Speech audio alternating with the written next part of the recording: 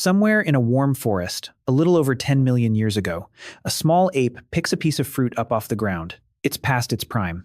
The skin has gone soft and brown, and there's a faint sour sting coming off it, the kind of smell that tells most animals to walk away. The ape eats it anyway. And a few minutes later, something in its head goes loose and warm and pleasant, and it reaches for another one. Hold on to that ape. Because that dizzy little moment on the forest floor is the oldest ancestor of every drink you have ever had. Every toast at every wedding, every bad decision at every party, every quiet glass at the end of a long day. It all traces back to a hungry primate eating fruit that had started to rot. When people imagine where alcohol comes from, they picture the usual suspects. Pharaohs cracking into jars of beer after a day of hauling enormous stones. Romans in togas, swirling wine, and arguing about who deserves to be stabbed. Monks in a cold cellar, tending something bubbling in the dark. Good scenes. None of them are the beginning. They're not even close. They're the last 10 minutes of a story that runs for 10 million years. And here's the part that should sit a little wrong with you. We did not stumble onto alcohol and decide we liked it. Our bodies were rebuilt to handle it long before anyone chose anything. The taste for it was installed, quietly, at the level of our genes, by an accident none of our ancestors could have understood.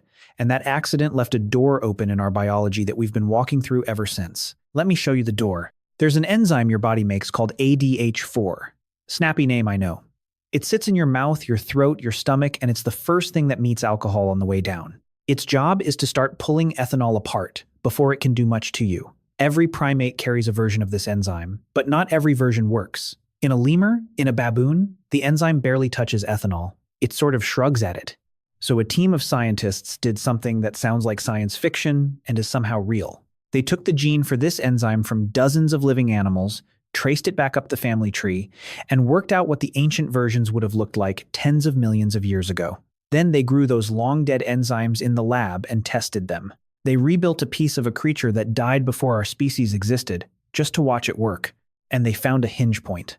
Around 10 million years ago, in the ancestor we share with chimpanzees and gorillas, one small change flipped the switch. The new version of the enzyme broke down ethanol about 40 times faster than the old one. 40 times. Overnight, in evolutionary terms, our line went from barely coping with alcohol to processing it with ease. Why does that matter? Timing. 10 million years ago is roughly when our ancestors were coming down out of the trees and spending more time on the ground, and the ground is where fallen fruit goes to rot. Up in the branches, you get first pick, fresh and firm. Down on the floor, you get the bruised stuff, the overripe stuff, fruit that's been sitting in the heat while wild yeast quietly turns its sugar into alcohol. An ape that could eat that fruit without getting sick or falling over had access to calories other animals had to leave behind. In a hungry season, that's the line between living and not. So the ones who could handle it ate more, survived more, and had more offspring who could also handle it.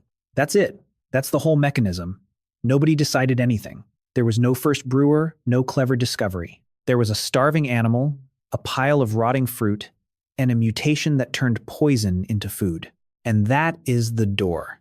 Because in solving one problem, how to survive on rotten fruit, evolution wired ethanol straight into our reward system. It made the smell of fermentation mean food. It made the buzz feel like a small win. It took a toxin and taught our brains to chase it. The scientists behind that enzyme work said something quiet and unsettling about their own results. They pointed out that a lot of modern human misery, back pain, too much salt, too much sugar, comes from bodies built for a world that no longer exists. And they wondered out loud whether alcoholism belongs on that list, whether the thing that saved the ape is the same thing that ruins the person. Keep that question open. We come back to it. It helps to know what alcohol is doing in there, because it explains why this door was so dangerous to leave open. Ethanol is a small, simple molecule, small enough to slip straight into your brain and start turning dials. It leans on the systems that calm you and quiets the ones that keep you cautious, which is why 2 drinks make a stranger feel like a friend and a bad idea feel like a plan. And it nudges the same reward chemistry that lights up for food, for sex, for winning. Your brain files it under things worth wanting. That's the trap in one sentence. A substance that hijacks the reward you were built to feel for useful things and hands you that reward for free, no survival required. But there's a second problem, and it's the one people forget. When your body breaks ethanol down, it doesn't go straight to something harmless. The first thing it becomes is a chemical called acetaldehyde, and acetaldehyde is vicious. It's more toxic than the alcohol you started with. It's behind a big chunk of your hangover. And this isn't a maybe. The World Health Organization puts acetaldehyde in its top tier of cancer-causing substances, the same shelf as tobacco, smoke, and asbestos. Every drink you take, your own body manufactures a small dose of a known carcinogen, sends a second enzyme in to mop it up as fast as it can, and mostly wins. Mostly. Hold that word too, because later it matters which people win that race and which people don't. Now jump forward. Way forward. Past the apes, past the early humans, all the way to people who look and think like us. This is where the dirt starts giving up evidence. For a long time, the oldest proof of a real fermented drink came from a village in China called Jiahu, going back around 9,000 years. We'll get there. But the record jumped much older not long ago, and it came from a cave in the hills near Haifa in what's now Israel. The place is called Rakafet Cave, and here's the first strange thing about it. It wasn't a kitchen, it was a graveyard. The people who used it are called the Natufians, and they were hunter-gatherers, not farmers. No fields, no crops, no villages in the way we mean the word. They buried their dead in this cave, sometimes laid out on beds of flowers, and cut deep stone hollows into the bedrock. When researchers scraped the residue out of those hollows and put it under the microscope, they found the chemical fingerprints of malted grain, wheat, and barley that had been sprouted, mashed, and left to ferment with wild yeast. Beer, roughly 13,000 years old. The oldest man-made alcohol anyone has ever found. Sit with the setting a second. This isn't beer brewed to unwind after work. There wasn't work in that sense yet.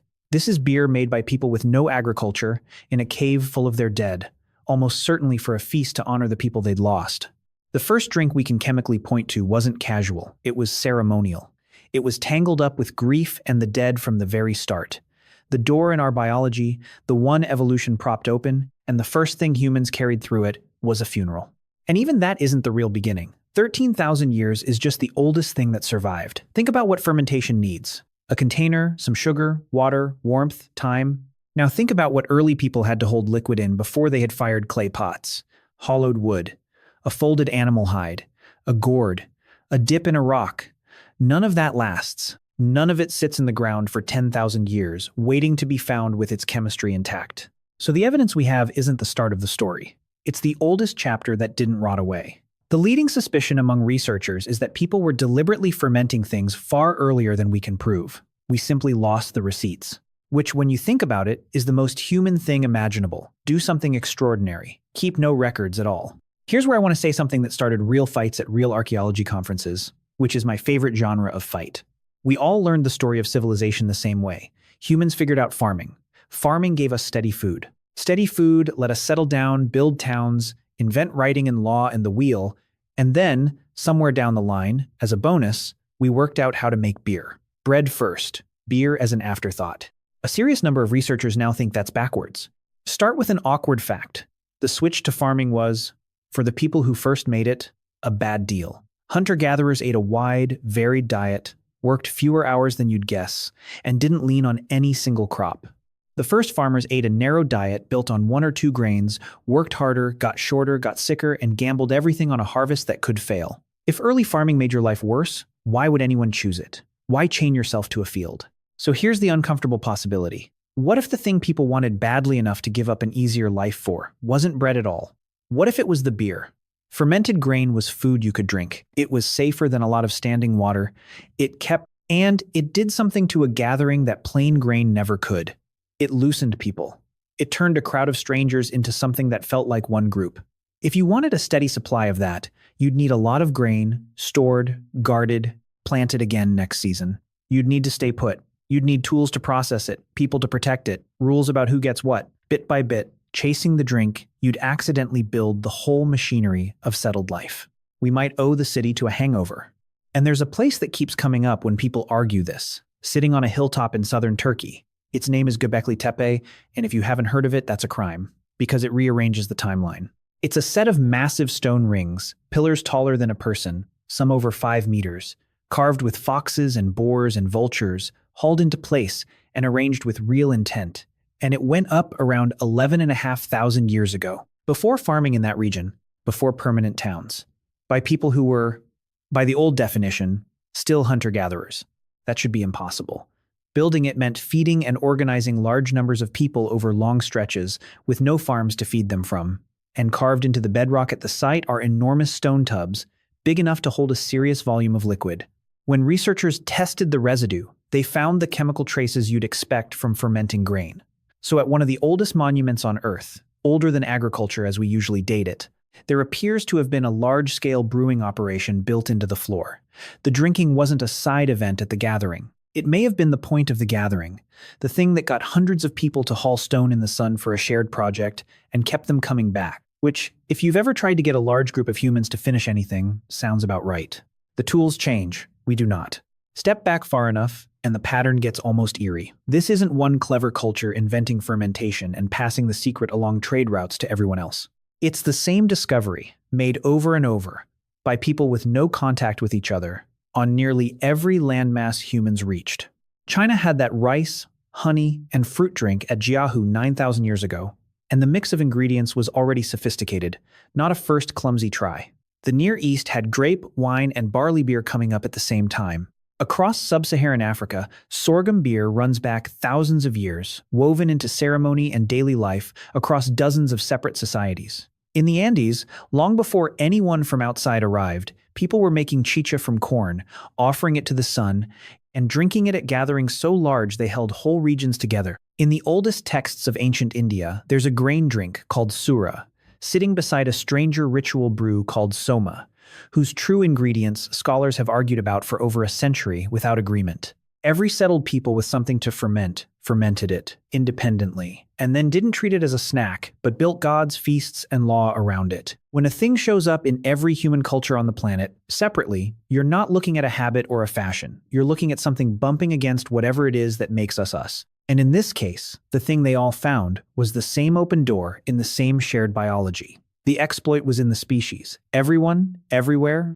eventually found it. Egypt is where you can watch a whole civilization treat alcohol not as a treat but as infrastructure. Beer in Egypt wasn't a vice or a luxury.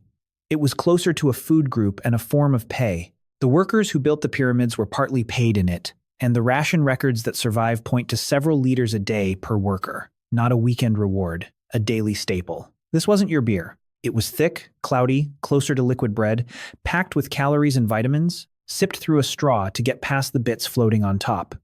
It fed a labor force in punishing heat, and it was a safer bet than drinking straight from the Nile. Brewing was skilled, respected work, and in the early days it was largely women who did it, and they gave it a goddess. More than one. Hathor herself carried the title Lady of Drunkenness, and the myth behind her wildest festival tells you exactly how seriously these people took what alcohol could do. The story goes that the sun god decided humanity had grown insolent and needed punishing, so he sent down a goddess to do it. She took the form of a lioness named Sekhmet, and she was very good at the job. Too good. She tore through people in a killing rage and couldn't be called off, and it became clear she wouldn't stop until the human race was gone. So the gods came up with a plan that is honestly perfect. They brewed a vast flood of beer, one telling says 7,000 jars, and dyed it deep red with ochre, so it looked like blood, and poured it across the ground in her path. She found it. She thought it was the blood of her victims. She drank all of it. And she got so drunk she lay down, fell asleep, and woke up gentle again. Humanity survived because someone got the angel of death too wasted to finish. The Egyptians didn't bury that story. They threw a party for it, every year, the Festival of Drunkenness, and drank hard on purpose to relive the night the world was saved by beer. Read that back and feel how strange it is.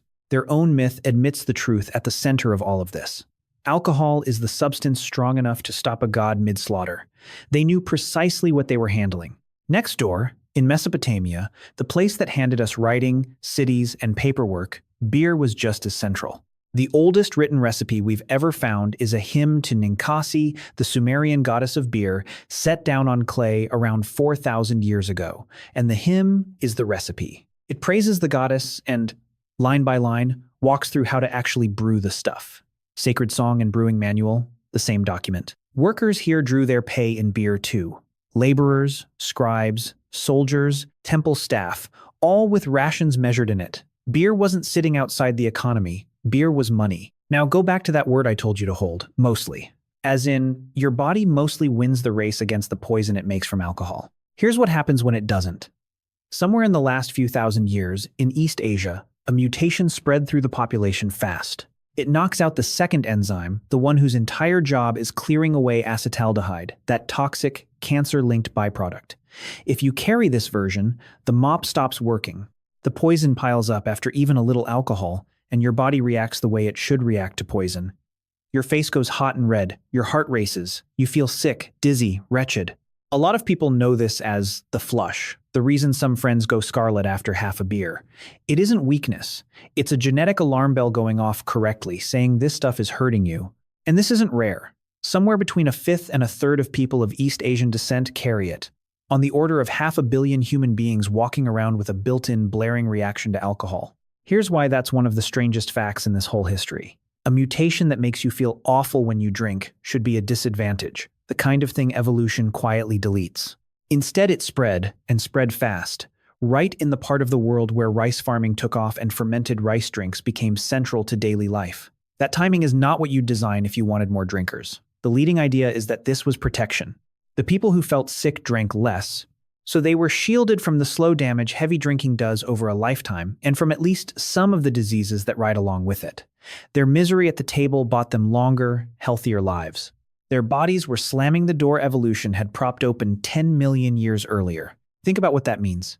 500 million people are carrying a second mutation whose whole function is to fight the first one. One accident wired us to want alcohol. Another accident, in a huge slice of humanity, evolved specifically to make us stop. We are, at the level of our genes, a species arguing with itself about a drink.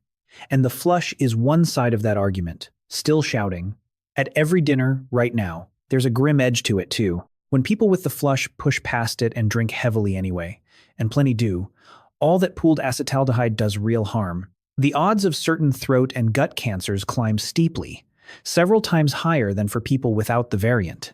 The alarm isn't decoration. Override it long enough and it collects. Which brings up the thing people love to say about drinking, that it brings us together, and it does. That part isn't a myth. Alcohol reliably lowers the wall between strangers. It makes people share, trust, cooperate, take a chance on someone they've just met. For our ancestors, that wasn't a nice bonus. It was survival gear. The groups that could fold outsiders into an alliance outlasted the ones that couldn't. A drink shared from the same batch was a signal all on its own. We're both drinking this. Neither of us is poisoning the other. That's why sealing a deal over a cup runs through so much of human history. From Viking oaths to wine before medieval negotiations to the careful ceremony of sake marking a bond, the ancient Greeks built their intellectual life on it. The symposium, a word that just means drinking together, was where educated men argued philosophy deep into the night. One of the founding texts of Western thought is set at exactly such a party, an evening of shared wine that produced a conversation people have chewed on for over 2,000 years. But look closer at how the Greeks actually drank, because it gives the game away. They almost never drank their wine straight. They cut it heavily with water, 3 or 4 parts water to 1 part wine, and they thought drinking it undiluted was the mark of a barbarian, something only a reckless fool or a foreigner would do. Read that as what it is. A culture that loved wine enough to build its philosophy around it, and still felt the need to physically weaken it before letting itself drink. The door and the lock in the same gesture, and that's the real pattern under all the celebration. Every culture that embraced this substance also, almost in the same breath, built a cage for it. Rules about when you could drink and when you couldn't. Rituals that fenced off the acceptable amount. Gods and sacred settings that said, this is powerful. Treat it with care. The oldest stories, the ones that praise beer as a gift, also warn about the man who can't stop. The idea that alcohol is dangerous and needs handling isn't a modern health message. It's as old as the drink. Our ancestors weren't naive about what they had. They just described it in their own terms, sacred against profane, honorable against shameful, instead of ours. For most of this story, though, there was a natural speed limit. Fermentation stops itself. The yeast doing the work makes alcohol. And once the alcohol gets strong enough, usually somewhere around 12 to 15%, it kills the very yeast producing it. The organism drowns in its own waste. You cannot ferment your way to something truly strong. For hundreds of thousands of years, that sealing was the one mercy in the whole arrangement. The door was open, but only so wide. Then, a few centuries ago, we broke the sealing. Distillation had been known in pieces for a long time. But from around the 15th and 16th centuries, it spread into everyday drink making, and it rewrote the rules. Heat fermented liquid, catch the vapor that comes off first because alcohol boils before water, cool it back down, and what you collect is far stronger than anything yeast could ever make on its own. Whiskey, brandy, gin, rum, vodka. Suddenly, there was alcohol several times more concentrated than the strongest wine, cheaper to make in bulk, easy to store, easy to ship. Every safeguard our biology and our cultures had spent millennia building was tuned for a weak drink. Distilling handed the species a strong one overnight, and the old locks didn't fit the new door. The bill came due fast, and London got the clearest look at it. In the early 1700s, cheap gin flooded the poorest parts of the city, and the result was a slow-motion disaster, visible enough that an artist immortalized it in a print of a street collapsing into ruin, a mother too far gone to notice her child slipping from her arms. Pamphlets raged, preachers thundered, Parliament passed law after law trying to drag it back under control. It was one of the first times a government had to sit down and legislate specifically against a drug that had gotten too cheap and too strong too fast. It would not be the last. And here's the detail I can't get past. When people across the world first got their hands on these strong distilled spirits, they reached again and again for the same name. In Latin, aqua vitae.